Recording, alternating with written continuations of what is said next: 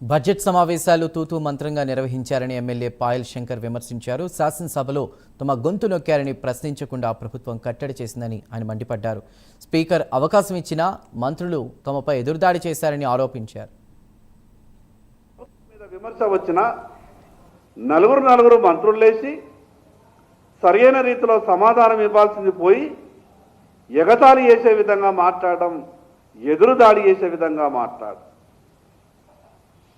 టీవీలలో చూస్తున్నటువంటి చాలామంది ఈ శాసనసభ సమావేశాలు జరిగినటువంటి తీరు చూసి ఇందుకేనా మనం తెలంగాణ రాష్ట్రం తెచ్చుకున్నది, ఈ రకమైనటువంటి సన్నివేశాలు చూడటానికేనా తెలంగాణ రాష్ట్రం తెచ్చుకున్నదని ఈరోజు అనేక మంది బాధపడేటటువంటి పరిస్థితి. ఇంకొక దురదృష్టకరమైన సంఘటన,